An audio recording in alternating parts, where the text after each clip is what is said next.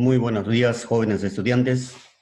Una vez más, hoy nos reencontramos y así desarrollar una sesión más en la asignatura de literatura.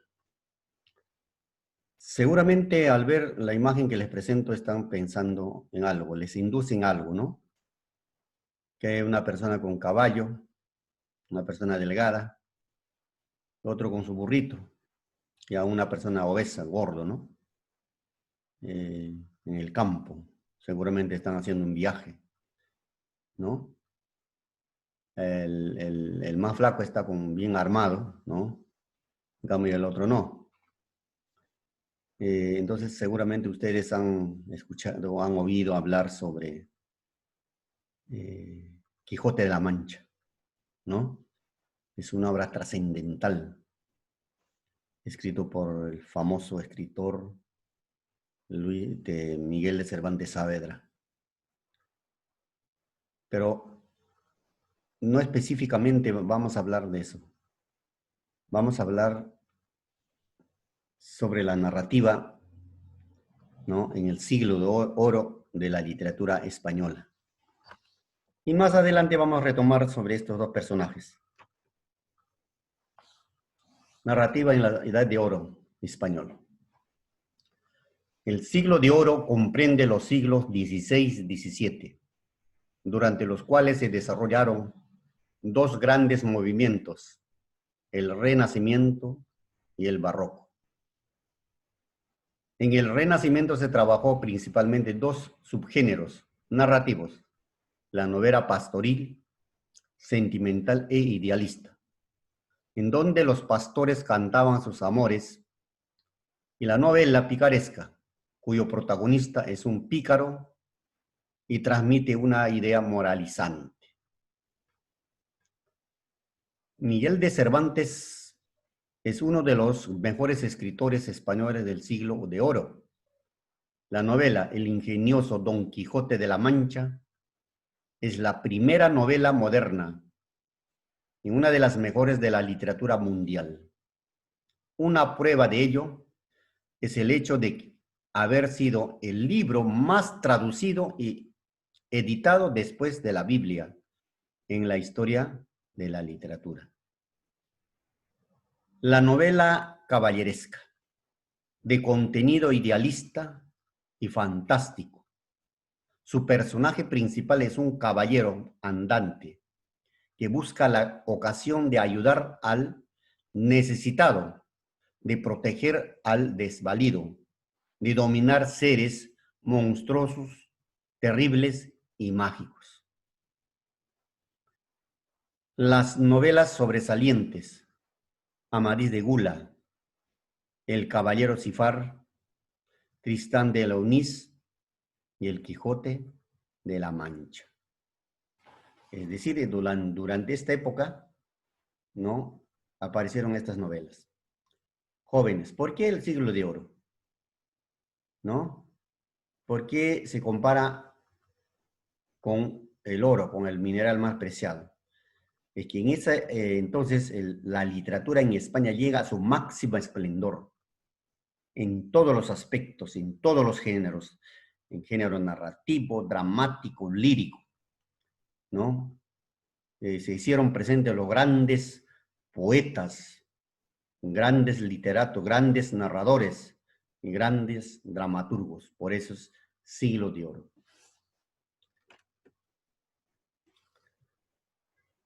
A ver, vamos a escuchar ahora sobre este personaje, ¿no?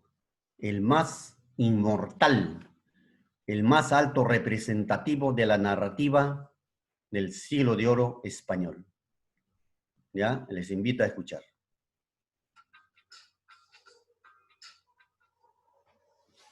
Número 1. Cervantes fue esclavo. Después de ser capturado por piratas, el Cervantes fue esclavo por 5 años. Antes Cervantes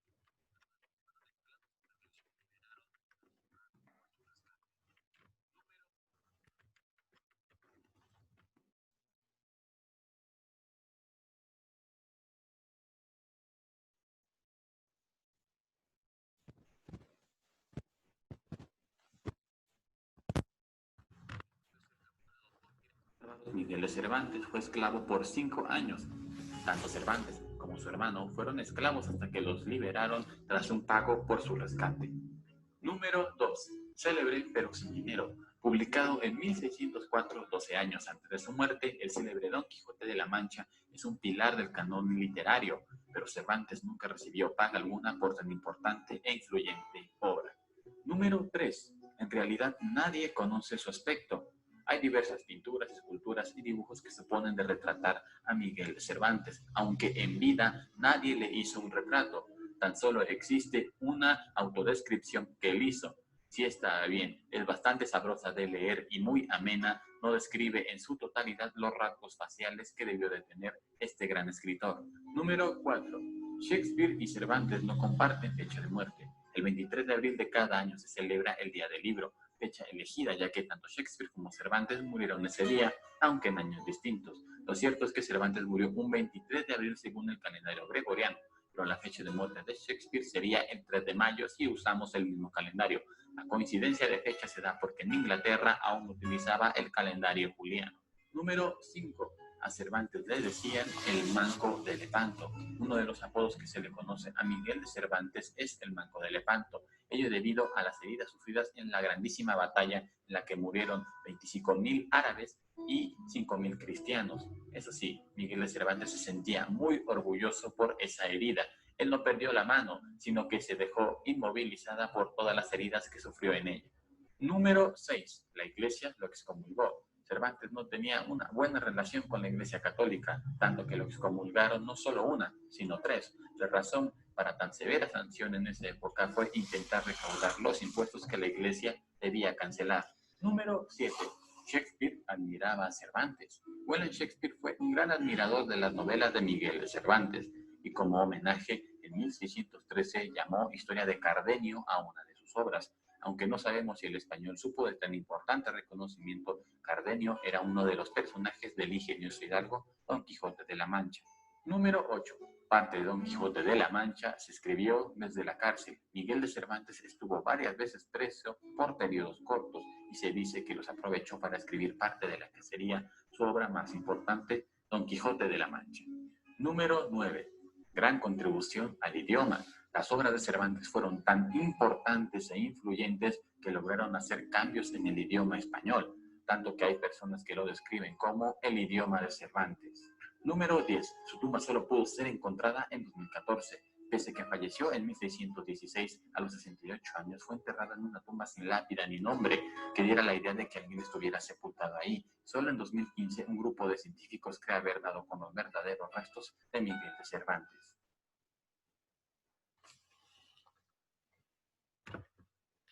Bueno, han escuchado una reseña, ¿no?, de su vida de este gran escritor, Miguel de Cervantes Saavedra. Vamos a ver algunas obras, ¿no?, las obras más importantes. Cervantes, como ya hemos dicho, escribió novelas, comedias y teatro. En novelas tenemos El Quijote de la Mancha, La Galatea, novelas ejemplares, ¿no?, compuesto por 12 pequeñas novelas. La Gitanilla, El Amante Liberal, Rinconete y Cortadillo, Los Trabajos de Persiles y Sixmunda.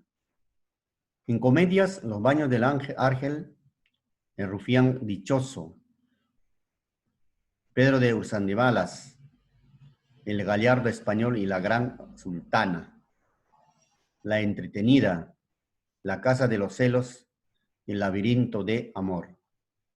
En teatro, El Retablo de las Maravillas, La Guarda Cuidadosa, La Cueva de Salamanca, El Juez de los Divorcios, El Rufián Viudo, El Vizcaíno Fingido y otros más. Son obras sobresalientes, porque él, aparte de estas obras, todavía hay, ¿no?, también de gran nivel literario. Jóvenes.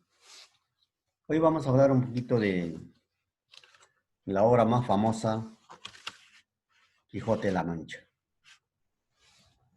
¿Qué sucede con Quijote de la Mancha? ¿No? El protagonista principal es un hidalgo de nombre Alfonso Quijano y que reside en una aldea, ¿no?, lejana del centro del país. Este pierde la razón a causa de la lectura de los libros de caballería. El desgraciado hidalgo considera que las alucinantes aventuras de los protagonistas son verdaderas y decide convertirse ¿no?, en uno de ellos, o sea, es decir, un personaje de ficción. Pone en práctica su propósito y sale 3 veces de la aldea. Las 2 últimas veces, ¿no?, en compañía de un peón llamado Sancho Panza, al que contrata en calidad de escudero. Las 3 salidas del hidalgo transcurren en lugares conocidos de La Mancha, Aragón y Cataluña, todos en España. El desatino de Don Quijote no solo es en cuanto al rescate de ideales caducos, pasados en este caso, ¿no?, sino también a su vestimenta, pero sobre todo a la utilización de un lenguaje arcaico propio de los libros de caballerías. Jóvenes, el autor utiliza reiteradamente las locuras de Don Quijote para recrear el paisaje, el idioma, el entorno, la gente de aquella lejana época. De esa manera el protagonista aparece ya en una venta, por ejemplo, una venta, vereda. Sin embargo, Don Quijote, con su delirante imaginación, no ve una venta, sino un fortificado castillo. Por lo tanto, actúa de igual manera como si en realidad estuviera frente a un fortificado castillo. De la misma manera, tomará al humilde dueño de un negocio por un rico castellano, a su mujer como a una encumbrada dama, a sus sirvientes como hermosas doncellas. Asimismo, cuando Don Quijote contemple unos molinos de viento, creerá que son unos gigantes a los que hay que destruir. Cuando por los caminos se encuentre pastores con sus rebaños de ovejas, creerá que son generales al frente de sus ejércitos, que marchan a sangrientas batallas. En otras palabras, lo cotidiano, normal, lo anodino de los paisajes, ¿no?, también de la campiña de la Mancha, se convierten en la imaginación de Don Quijote, en un mundo de lujo, de la aventura heroica, de gloria militar, características de la novela de caballería. En la segunda parte ya, parte de esta obra, Cervantes nos relata la tercera salida de Don Quijote, quien luego de vencer al caballero de los espejos, de enfrentarse a los leones y de bajar a las cuevas de los montesinos, llega a la corte de los duques, cuando estos le hacen entrega a Sancho de una ínsula. Por fin, Don Quijote marcha hasta Barcelona, donde es vencido por Sansón Carrasco, quien esta vez ha adoptado el nombre de Caballero de la Blanca Luna. Este joven, amigo de don Alfonso Quijano, se ha disfrazado de caballero para seguirle la corriente a Don Quijote y someterlo en la derrota. Ya vencido, el héroe obedece y es conducido por sus amigos hasta su casa. Dentro de esta, recobra la lucidez, pero muere víctima de intensas fiebres. Sin embargo, antes ha renegado públicamente de los libros de caballería. Este es el extracto del contenido del Quijote de la Mancha. Jóvenes, por esta obra desfilan un sinnúmero de personajes, ¿no? Entonces, esta obra, pues, la que después algunos autores, pues, han puesto en la cumbre más alto, porque aquí el autor maneja bien el lenguaje, ¿no? El lenguaje está diseñado de acuerdo a las características y culturales de los personajes. Cada uno habla de acuerdo, ¿no? De acuerdo a su condición cultural, ¿no? Cada uno habla de acuerdo a su, por ejemplo, según su estrato social. Cada personaje habla, por ejemplo, de acuerdo al lugar donde se encuentra, ¿no? Y por eso es que es una obra de maestra, ¿no? El ingenioso hidalgo Don Quijote de la Mancha, que consta de 52 capítulos, separados a su vez en 4 partes, ¿ya? Progresivamente. Ese es el Quijote de la Mancha, en donde nos muestra, pues, a un personaje muy peculiar, ¿no? Que después de leer muchas obras, pues, pierde la razón y se enfrenta a la realidad, ¿no es cierto? También vemos de que hay otro personaje que acompaña, ¿no? Sancho Panza. Entonces, vemos el enfrentamiento o el choque de dos mundos diferentes, o dos concepciones diferentes, ¿no? Una concepción real, cuerdo, y una concepción subjetiva, fantasioso.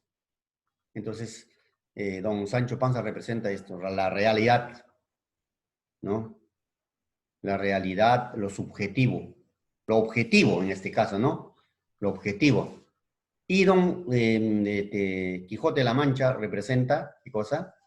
El hidalgo representa lo subjetivo, lo ficticio, lo fantasioso.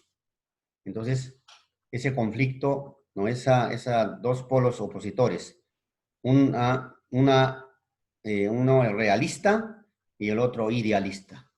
Entonces, hay un conflicto, ¿no es cierto? Eso es lo que nos representa. Por eso podemos decir que sin temor a equivocarnos, es una de las obras, pues, cumbres de la literatura española, que gracias también a su autor perfeccionó al castellano, llevó al castellano a su máximo esplendor. Por eso le llaman a Cervantes padre del idioma castellano. Y en honor a ello, pues, también celebramos nosotros los hispanohablantes el Día del Idioma cada 23 de abril, porque esa fecha falleció este famoso escritor Miguel de Cervantes Saavedra. Bueno, jóvenes, gracias por hoy. Espero que haya sido a su agrado. Si hubiese alguna duda, estaremos aclarando en horas de la tarde. Por favor, se les recomienda leer la obra, ¿ya? Leer la obra. También con este video tutorial les he enviado un link de la tarea. Por favor, tienen 4 días de plazo para desarrollar. Ya abres el formulario, desarrollas todo y abajo, parte abajo a la izquierda dice enviar. Clic, ya me enviaste el trabajo. Muchas gracias.